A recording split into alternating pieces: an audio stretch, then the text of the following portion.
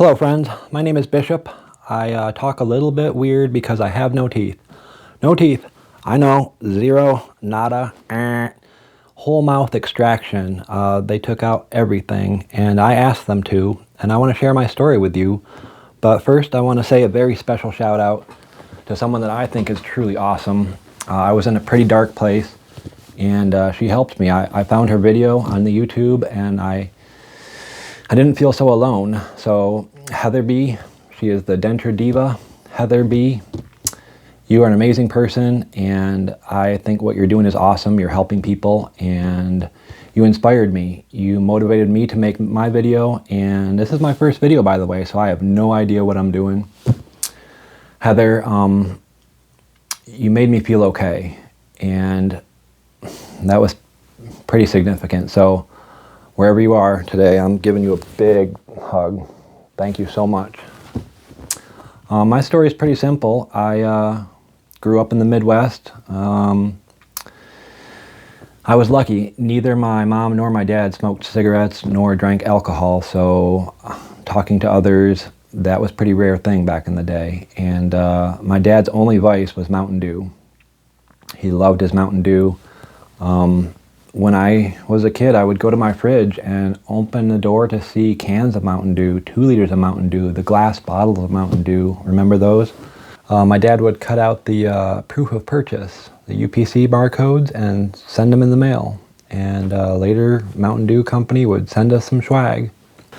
The plastic mug, thermos Mountain Dew, the Mountain Dew posters, the throw blankets. I had Mountain Dew pillowcases. We had sweatpants, hooded sweatshirts with the big Mountain Dew logo on them. Just you name it, it was Mountain Dew because it was for free, you know?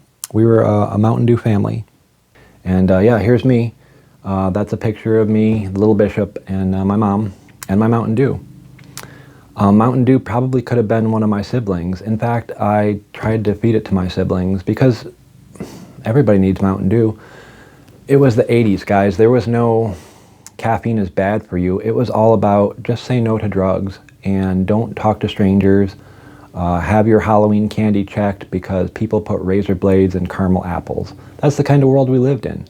There was never anything about sugar's bad, artificial coloring's bad, caffeine, oh my gosh. I could do a whole video on what caffeine did to me.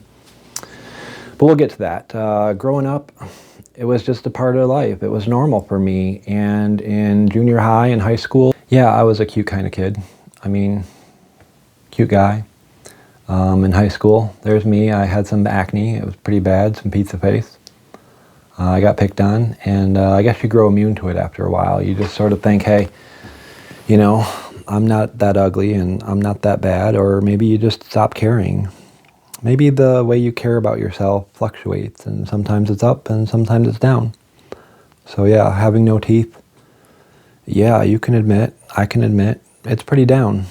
I was drinking 5 or 6 of the 20 ounces of Mountain Dew, and it got to be expensive. There were times when I would go into a grocery store and I would grab 2 packs, the 8 packs of the bottles, and I would just walk out of the store and they would try to stop me or they would yell at me and I would just keep going. They wouldn't chase me off their property. I'd go down the street, around the corner, jump in my car, and I had Mountain Dew for a couple days. Even when I went back to the store, they recognized me and they would say, hey, are you going to steal again? And I would say, no, I'm sorry, that wasn't me. And then I'd go right to the pop aisle and I would grab my packs of Mountain Dew and I would walk right past them. You know, nobody wants to confront. I'm a big, scary white guy, long hair. So yeah, I did some things in the name of caffeine. It's not good. If you drink coffee, if you do the pop like I did, it pretty much wraps your heart in barbed wire and you'll feel a little bit of temporary good, a little bit of energy, but it's a false energy and you can't run, you can't ride a bike, you can't do anything other than be wired on Mountain Dew. It's such a crazy, yeah, I mean caffeine. Anyway, so in my 30s, after decades of drinking Mountain Dew, I started to get my wisdom teeth in. I was probably early 30s. My wisdom teeth came in and they just crushed all my soft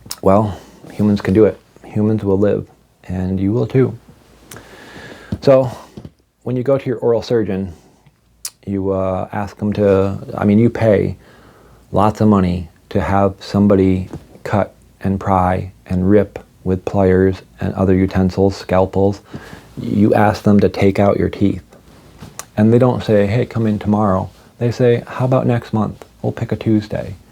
And you say, okay, thank you, because that's all you can say. Then you go home and you put a big red X on that day on your calendar. You don't circle it. It's not a day you're looking forward to. It's something that you have to do. And as the days get closer, the fear inside you grows and it becomes its own thing, its own demon. And oh my gosh, you count down. I've only got 22 days left. These are my last 22 days with my teeth. I've only got 10 days left. I've only got 5 days left. It can be maddening. I assumed that after I had no teeth, I wasn't going to eat a lot. So I went out before I lost my original teeth and I ate. And I ate a big old cheeseburger, and then I went back and I ate a second cheeseburger. And I justified it by saying, you know what? I'll lose all this weight in a couple weeks. I ate pizza, more pizza than is healthy. I ate everything I could with my broken teeth. There was a lot of food that I couldn't eat that I really missed. Salted peanuts, cashews, anything in the nut family I couldn't eat. Anything real cold, like ice cream, was hard because it would hit those exposed nerves. Couldn't eat a steak. It was real tough. So yeah, here's my x-ray, and you can see I've got some big old front teeth. I actually had a girlfriend tell me that I looked like a beaver with my 2 big buck teeth, because that was all you saw sometimes when I'd smile and accidentally not cover my face quick enough with the 2 big buck teeth sticking out. So yeah, these in the back, real strong wisdom teeth. They're nice and perfect, nice and healthy, but they didn't get exposed to the Mountain Dew like all the others did. So the day of surgery, I wake up at 7 in the morning. I don't think I slept much the night before. It's just too much. Guys, I was pretty lucky. In my entire life, I'd never had a broken bone. I've never had any kind of surgery at all. I've never had anything. No one has cut me. I've never been shot, never been stabbed. To go to a doctor and to have them remove a part of me was just too big for my brain. It's impossible to think about it, but people do it every day, and it happens all over the world. Our bodies are just this creation that is okay to modify, and lots of us don't have our original parts anymore, and that's okay. And if you are somebody that doesn't have a lot of your original parts, you're okay. We're all okay. We're surviving, and someday you might get to a point where you say, you know what, I'm okay the way I am, and I want to share the way I am with the rest of the world, and I'm going to let my inner light shine, and I'm going to show people that it doesn't matter. It doesn't matter what parts I have, what parts I lost, what parts are fake, what were replaced. The part that matters is you. It's right here. And to some degree it's right here. You have a voice, and I have a voice, and we're supposed to use it. You only have so much time before it's gone. We have this wonderful platform now where our voice can be heard all over the world. So if you're not using your voice, maybe it's time you should. Your brain goes through all these scenarios. What if this happens? What if that happens? The doc says don't eat or drink anything, for the night before, because if you do, you might aspirate. And I ask, what is aspirate? He says, well, it's when you get food or liquid in your lungs, and then we have to rush you to the hospital, the ER. And my brain's going, oh my gosh.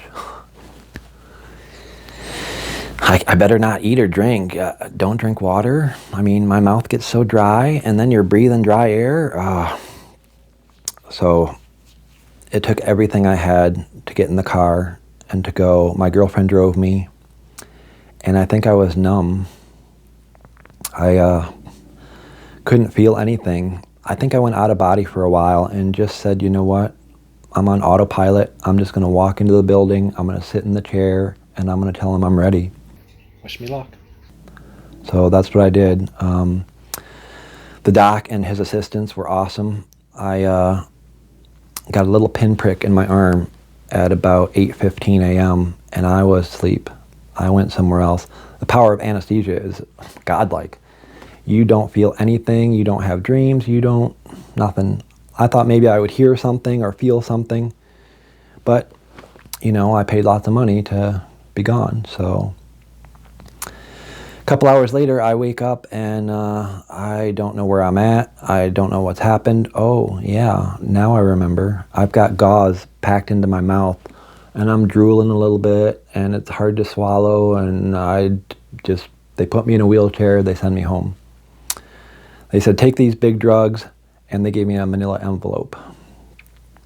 So I went home and I popped some of the good drugs and I went to sleep, and I didn't want to be in my body. I wanted to be somewhere else. There was still a lot of pain. I was spitting up blood and drooling, and it was a messy thing. That day later when I woke up, I ate some applesauce, and it was cold on my throat, and it felt really good. Applesauce, I couldn't use a spoon. I couldn't put it in a bowl. I dumped it in my mouth for a bit and didn't care about the mess. If it went all over me, I did not care.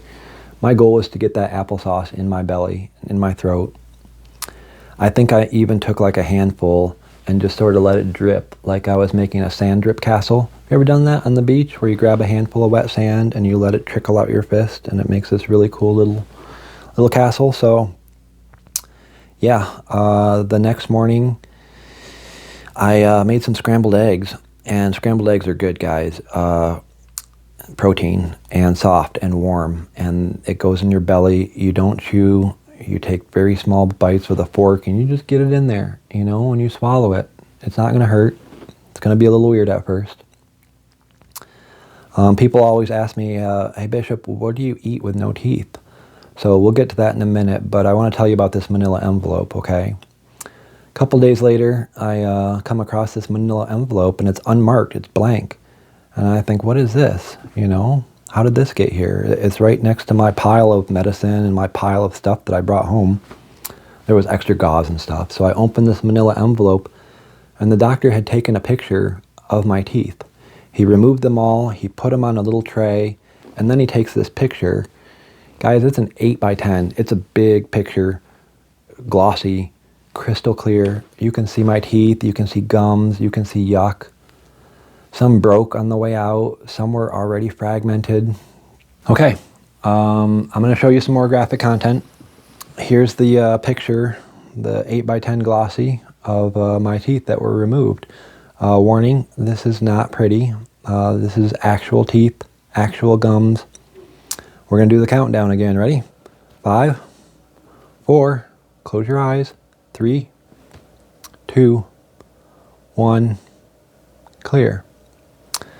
Yeah, that's enough to motivate you. If you have kids that like to drink pop, if you have kids that don't want to brush your teeth, if you show them some of my pictures, I sincerely hope that they can choose a different path, because you really only get one set of teeth.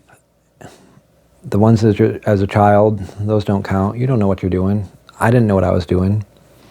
The ones in your teens, 20s, you got to make those last, guys. You got to make them last. You got to teach your kids. I looked at that and I wanted to erase it from my mind so badly. You can't unsee things. Once you've seen them, they're stuck in there. So I tried to hit the mental delete button and it didn't work, but a while later I realized that those teeth were no longer with me, and I'd lost a part of myself. So it feels pretty weird, because my teeth might have been like 2% of my whole body mass, but that 2% made me feel like half a man. Maybe even a quarter or an eighth of a bishop. It was pretty sad, pretty bad. I didn't want to see anybody. I didn't want to talk to anybody. And in the beginning, the first week, it's really difficult to say anything. Your jaw hurts, your whole head hurts. It reminded me of when I had suffered through my wisdom teeth. Just pain. But if you were like me and you'd had broken teeth for decades, then that's a pain you're pretty familiar with. So I endured, and it got a little bit better every day.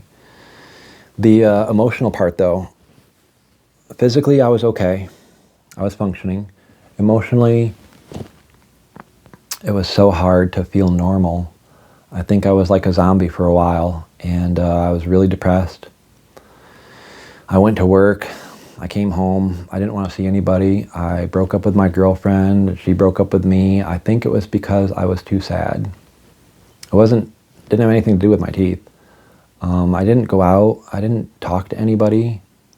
I would send texts to people and say I'm sorry, but I can't talk on the phone. And, I skipped some holidays. I had my teeth removed in November. I didn't go to Thanksgiving. I didn't go to family Christmas. I skipped out on New Year's. And I think by Valentine's Day, I was sick of it. Today is day 104. 104 with no teeth. I didn't think it would take this long. I'm currently waiting on some dentures, and it's a long process. You got two different paths when you want to pick dentures. There's the dentures in a day place where you can go and they will get impressions and they will crank out something. It costs about $400. $400 for top, $400 for bottom. And at the end of the day, they will give you your teeth. They won't be perfect. They won't even be close to perfect, guys. Everybody I talk to says they don't fit right. I get food caught in between my gums and my dentures. They don't align right. There's some overbite or some underbite, or sometimes in some cases you're crooked and your teeth are right or left of where they should be, because that's dentures in a day. You pretty much get what you pay for. If you go to your dentist, he's going to charge you $2,000 for top, $2,000 for bottom. So you're looking at $4,000, and he's going to do it right. They start by doing impressions, and then they send those off to the lab. The lab sends back wax. It's a hard wax. It's not real. It doesn't even have any teeth in it. It just says, hey, let's put these in your mouth and see how they feel. So you put them in your mouth.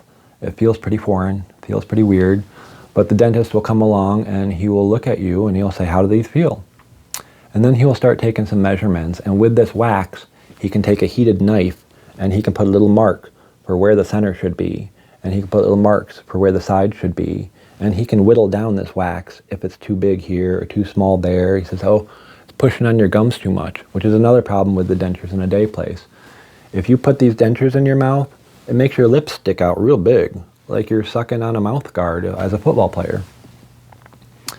So they send them back to the lab. This takes 10 business days. The lab sends back another wax copy with teeth in it. They're not real teeth, they're made of wax too.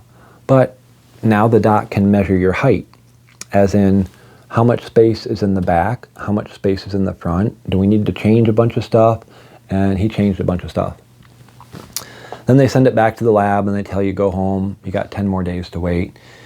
You know, you always think maybe it'll be 9 days, maybe it'll be 8 days. Oh, but we had some holidays, so guess what? It's 14 days now, and there's nothing you can do about it. You don't know where this lab is. You can't go there and find the employee and beg them and say, look, man, I've been without teeth for this long. Please give me my teeth.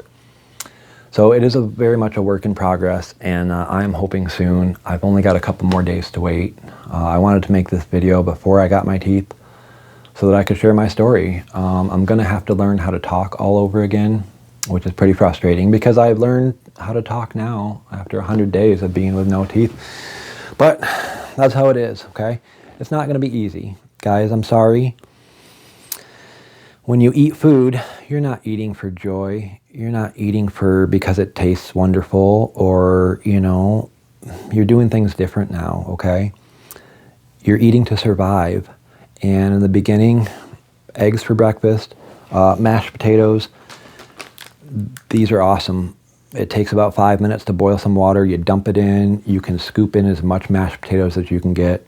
Your protein from eggs, your carbs from mashed potatoes. I did a lot of tuna fish, and tuna fish, you know, it's so small, you don't need to chew it. You just stick it in your mouth and you swallow it. There's a hamburger helper, but it's called tuna helper. And you got noodles. All of your pastas are good. Soups are good. I would do pudding too. Pudding's great for a dessert, or if you're hungry for something, pudding or jello, even ice cream. Oh my gosh, ice cream is the best.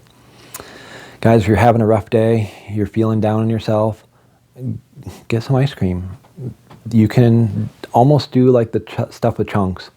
You're just going to suck on them. You're going to let them dissolve on your tongue, okay? I tried everything. I missed nachos so much that I even put a nacho in my mouth one night, and I was drinking. You know, maybe I was forgetting about the no teeth thing. So I put this nacho in my mouth, and it doesn't work. In the end, I ended up sucking on the nacho because that salt and that flavor, it made me remember what it was like. And for me, that was good enough. You know, you suck on things. A sucker is great. Cough drops are good. You know, you'll find that you might have a sore throat. Sometimes your mouth tastes different. Your saliva tastes different now. You know, you don't have all these awful teeth that are poisoning you. So it's okay to try things. And it's okay to say, oh, I can't do that, and spit it right out. You'll find from experience that if you don't chew things, if you don't coat it in enough saliva, you'll get the stomach ache. It won't be severe. It'll just be an annoyance. So next time, try to swish it around more, you know, try to coat it in saliva. Oatmeal is great. I eat oatmeal for breakfast, and something about the oats, they will heal your gums. So if you can have some oatmeal and some milk for breakfast, that's awesome. Some of the softer cereals, you know, you let it soak in the milk for a while. Frosted mini wheats were pretty good. You got to let them soak for a while. I'm talking 10, 15 minutes so that they really get nice and soft. You can slip them right in there, but the fiber is important because you're on a liquid diet, guys. Fiber is the counter to that. And if you're wondering why your stomach hurts so much, it's because you don't have enough fiber in there. Eat some vegetables too. So yeah, oatmeal, cereal. If you want to do something like a donut, you pull it apart or you use your fork. So many times I've had to fork things to death, you know. I just get in there with my fork, twist it a whole bunch, and it's fun to do while you're driving. Don't crash. What else? There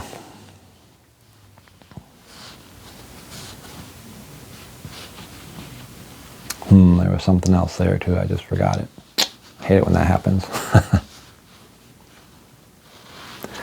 It's okay to mess up. It's okay to make mistakes. And it's okay to laugh at yourself. I laugh at myself all the time. Bishop, what the hell are you doing? Positive. That's the key. We're not being negative anymore. We're hopeful. We're excited for the future. We're making progress. We're taking steps forward. And this is the way we do it. When you do mac and cheese, or when you chop up a hot dog, chew it. I know it sounds weird. You don't have any teeth. Just chew it. What you want to do is you want to get saliva coating that food and mixing with that food because it helps it break down. In the beginning, I was swallowing whole macaroni and cheese, and it would go down in my stomach, and it would feel like this brick in my guts because my stomach was like, hey, why didn't you didn't chew this? I got no saliva in my mouth for this, you know? So as foreign as it may feel in the beginning, practice your chewing, move it around your mouth a bunch. I found this guy. This guy is awesome. He's a food processor. Takes the lid off. He's got a strong little blade inside, and you put food in there, and you push down, it goes, and it will make things that you can eat. Broccoli, green beans. It's very hard to eat a lot of vegetables because vegetables are very tough and you need to chew them. I stick broccoli in that food processor. I can eat broccoli. Even stuff like carrots or celery, you know, your body needs some of these nutrients. And again, I don't care if you like celery or if you like carrots. You're eating to survive. You're doing what you need to do. I missed bacon. Oh my gosh, I missed bacon. So if I take a couple pieces of bacon, I put them in my food processor, I sprinkle them on some scrambled eggs. Sushi was another big thing. Right around week 3, I discovered I was able to eat sushi. I'd go into my grocery store, I'd get the little cold tray. Rice is soft. Rice is great. You can put a whole bunch of it in your mouth. You don't have to chew it. Avocado, the fake crab meat. I couldn't do the piece of celery that was sometimes in sushi, so I found the sushi with no celery. But yeah, you pop that cold rice in your mouth and you just swish it around a little bit. You know, you break it down, you leave it in your mouth, you suck on it if you need to, okay? But sushi is healthy. It's gonna get you through the day, get you through the work day. I celebrated immensely the day I learned I could eat sushi, and that's all I had for a week.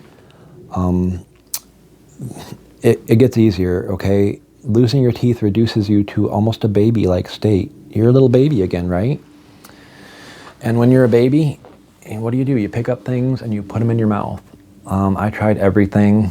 I tried meatloaf. That was pretty good. Spaghetti's good. Salisbury steak. You don't chew it. You use your fork. Your fork is your best friend now. You use the side of it like a knife and you can make little chops, even a burger. Meatballs sometimes. Chicken, a little more difficult. I really did a lot of fish. Salmon. Salmon's great. Stick it in the oven. It becomes flaky and warm, and the protein from it, it will help you survive. I talk a lot about surviving, and your physical might be okay. Maybe it's your mental and your emotional that's not surviving. So I want to say that it can be really, really difficult. There were days I spent where I just cried, and I regretted my decision sometimes. Then I'd look at that picture of me with the yellow teeth again, and I wouldn't cry anymore. But guys, it's not easy. This is not an easy thing to do. You have to reach way down inside you and find the strength that you know is there. I know it's there. I couldn't find mine for a while. And then I found Heather. I want you to know that you're okay. I thought maybe if I looked at it like I was in a car accident and I survived, but I lost something. I lost my teeth. That's the perspective I can look at it and be okay with it. You know, a lot of people get into car accidents. It happens. It could happen to you. It could happen to me. It could happen tonight. A lot of people lose arms or legs or break their necks. They're stuck in a wheelchair. A lot of people lose their sight or their hearing. Even now with the corona, you lose your sense of smell. Of all the things we could have lost, they're just teeth. And you know what? If you practice and if you survive, someday you'll have teeth again. It is difficult. Reach out, okay? Reach out to the people that you can reach out to. They're going to understand, you know. Don't be afraid. Don't be embarrassed. It's okay to admit that we're not perfect. So you can reach out to me too. Leave a comment. I will try to respond. I'll try to get back to you. I know that we all need support and we all need help. We are the little people, guys. The owners of YouTube, they don't care about our stories. They don't care about my story or Heather's. They're in it for the money. You and I, we can go on each other's videos and we can click the like button. We can click the subscribe button. Go to Heather and click all of her stuff, okay? She's a great person and you can show your support. It doesn't cost you anything to click on these things, but it sends her a little something. And if we all take this attitude that we can help each other out, maybe surviving won't be as tough, you know? So I'm gonna start doing some stuff. So yeah, when I say it's day 104, there's a healing process that you have to wait for. Your gums, you know, they went through this horrible damage. There was cuts, there was swelling, bruising. Your gums are not really a solid thing, and it takes a while for them to become solid. It takes a while for the swelling to go down. It can be different for every mouth, and every person is unique. So you want to make sure that your gums are fully healed, and making impressions can sometimes be painful. You're going to bite down on things. You're going to have pressure. And I went to my dentist. I went there about 2 weeks after my extraction, and the dental assistant lady, a woman that I really got to know well, somebody that I went on this adventure with, who was with me through a lot of it, she says, you know what, Bishop, you're just not ready. You know, you've got sore spots here, you've got swelling there still. She says, are you eating? Well, yeah, I have to eat. You know, I have to survive. She says, well, try not to eat anything too painful. Try not to injure your gums more. Grilled cheese sandwich. A grilled cheese sandwich, guys, is really good, but you have to cut the crust off, because when you bake or when you cook a grilled cheese sandwich, it's got the hard crust edges, right? Don't try to eat that. Cut that off. Only eat the soft middle. Because what happens is you try to eat the crust, maybe you're in a hurry, you didn't fork off the edge, and that sharp edge will cut your gums, and your gums are very sensitive right now. They're trying to heal. So take your time. Same with a peanut butter and jelly sandwich. I did a lot of peanut butter and jelly. Peanut butter with some celery that I put in my blender thing. Celery comes out nice and almost powdery. It's super soft. Take your spoonful of peanut butter, cram a bunch of celery on top, stick it in your mouth, suck on it. Protein. Anyway, I went back every 2 weeks, and you know, she'd put on the glove, and then she'd say, okay, Bishop, lay back, open your mouth. And I'd say, ah. And she'd press a little bit, and she says, does this hurt? And I'd be like, ah, yeah, it hurts. What about right here? Ah, and that's the same spot as last time. And, you know, you just take your time. Honestly, you want to wait until it doesn't have any pain, until you're ready. Because if you go get your dentures, if you go make your impressions, and your mouth changes, your swelling goes down, or your gums get a little bit smaller on one side or the other, the dentures that you're going to receive, they're going to wobble because your stuff changed. So 104 days is honestly, maybe that's not enough. Maybe I could wait, you know, 6 months. Maybe I could even wait a year. It's really up to you and how comfortable you are having no teeth in your mouth. A lot of people go get immediate dentures. Immediate dentures are kind of like a temporary. They're just to stick in your mouth so that you're not like the Bishop. You're not without teeth. I could have gone that route, but I don't have a lot of the money. So for me, if immediate dentures cost me $1,000, I'm going to save up and I'm going to get the permanent dentures. And hopefully I found the middle ground between waiting too long and doing it too soon. You got to get right in the middle where your money is well spent. You get what you pay for, you get what you wait for. So don't be afraid to wait, okay? These are dentures that will hopefully last you 4 or 5 years, maybe even 7. You know, if your stuff is good, do it right the first time, okay? Seriously. Okay, so this is something I would have never ever thought I could do, never would have thought that I wanted to do. You can see how far I've come. And in the beginning, this horrified me. This was nightmare stuff, terrified. And we're talking, this is a nightmare that I've been in for a long time. Yeah, so people say, hey Bishop, are you sure you have no teeth? And I say, yeah. That's my empty mouth. You guys, thank you so much for watching my Bishop Tale and for being with me on this adventure. And I can't say how much you mean to me. You matter. And I hope that you enjoyed our time together. Yeah, I want to say making a video is pretty fun. It can be a challenge, and you can be critical on yourself. And you can say, oh my gosh, I grunted right there, or I cleared my throat, or my hair look weird, you can see my bald spot, you know. Did I not do this right? In the end, just do it. Trust me, you'll feel so good about it. Share your story with the world, okay? And then tell me about it. Come to my comment section and say, hey Bishop, come see my stuff, because I want to see your stuff, okay? I want to see everybody's stuff. I think In this day and age, we are connected, you know, more than we realize. We just have to reach out and we just have to use our connection, okay? So don't stay there in your dark cave. Don't go home and cry tonight. Go home and put your phone on a shelf and talk into it. And then throw it on YouTube, you know? Thank you all so much. Again, it's been awesome. And I might do this again. Who knows? Bye.